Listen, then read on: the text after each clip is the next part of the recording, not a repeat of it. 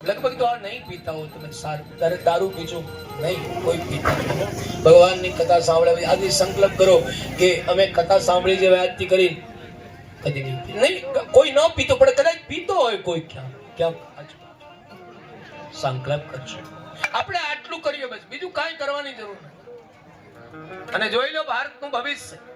મહાપુરુષો બિચારા કેટલા થાકી જાય દેશને સુધારવા માટે, કેટલા રાત દિવસ ઊંઘતા નથી. અમુક નરેન્દ્ર મોદી રાત દિવસ જાગે છે અને દેશના અને રાષ્ટ્રના હિત માટે કરી ઊંઘતો નથી. દેશ માટે સમાજ હોય, હું બ્રાહ્મણ છું, મારો સમાજ હોય કે તમારો સમાજ હોય, સમાજ બે કમજોર કરે છે. એક વ્યસન અને બીજું ફેશન. આ સમાજને બહુ નુકસાન કરે, પારાવાર નુકસાન. અતિ વ્યસન કરવા જેવું છે. ઠાકોર સમાજ હોય,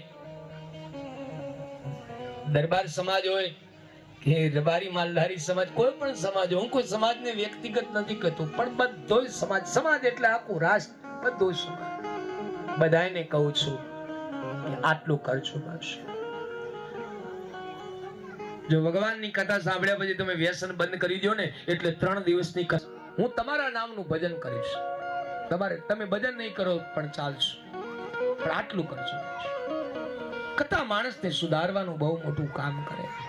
આટલું કરી આટલા દિવસ મેં નથી કીધું, આ તો મારી પાસે સમય નથી, ખાલી 3 દિવસ, પણ જો 9 દિવસ છે એ પણ આપી છે.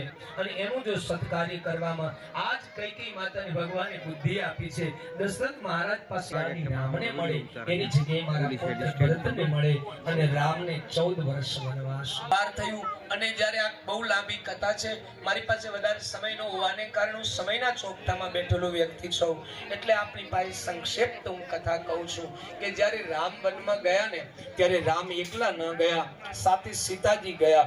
અને સીતા માતા જ્યારે રામ સાથે વનમાં ગયા ને, બહેનો માટે આ બહુ સમજવા જેવું છે. બહેનો, જ્યારે સીતા માતા વનમાં નીકળ્યા ને, ત્યારે રામ વનમાં જવાનો છે એ કઈ કૌશલ્યા માતાને એમ કીધું, માં